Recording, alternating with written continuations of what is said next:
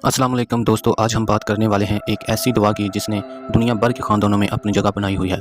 बड़े और बच्चे सब इससे वाकिफ़ हैं, जिसका नाम है पैनाडोल। घर में किसी को बुखार हो जाए या सर दर्द हो जाए तो इस मर्ज़ की पहली दवा पैनाडोल ही तस्वर की जाती है। शायद बहुत लोग जानते होंगे कि पैनाडोल का असल फार्मूला पैरासिटामोल है, जिसे 1950 में दरियाफ़्त किया गया था। पैरासिटामोल को दवासाज अदारे मुख्तलिफ नामों से पेश करते हैं, जिनमें से एक पैनाडोल भी है। 1950 से लेकर अब तक दुनिया की सबसे ज़्यादा बिकने वाली अद्वियात में शुमार की जाती है। इसका इस्तेमाल पूरी दुनिया में वसी पैमाने पर किया जाता है और तकरीबन दुनिया का हर फर्द इससे वाकिफ़ है।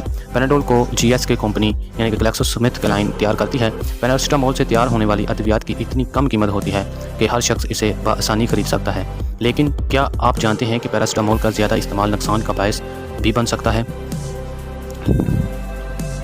एडिनबरो यूनिवर्सिटी में इंसानों और चूहों के टिश्यूज़ पर पैरासिटामोल के असरात पर तहकीक की गई तो पता चला कि यह फार्मूला जिगर के लिए नुकसान का बायस बन सकता है।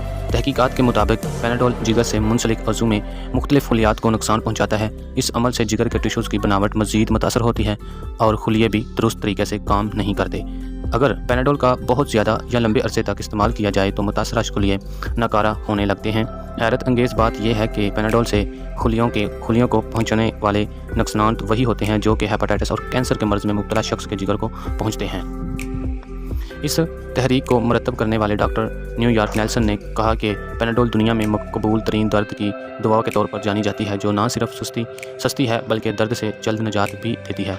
इस तहकीक के मुतल्लिक़ इन्होंने कहा कि इस तहकीक से ऐसी पता चलता है कि पैरासिटामोल जिगर के लिए नुकसान का बायस बनता है। इसलिए दोस्तों, किसी भी दवा को इस्तेमाल करने से पहले डॉक्टर से मशवरा ज़रूर करें। वो अफराद जो जिगर की बीमारी में मुब्तला हैं पैरासिटामोल का इस्तेमाल कम से कम करें। वो अफराद जो पैरासिटामोल का इस्तेमाल बहुत ज़्यादा करते हैं वो भी सोच समझ कर करें। अब आप इस बात को समझ ही गए होंगे कि पैरासिटामोल को इस्तेमाल करना है कि नहीं। अगर वीडियो पसंद आई हो तो वीडियो को लाइक और सब्सक्राइब ज़रूर करें। अगर आप किसी दुआ के मुतल्लिक़ पूछना चाहते हैं तो कमेंट करें। शुक्रिया।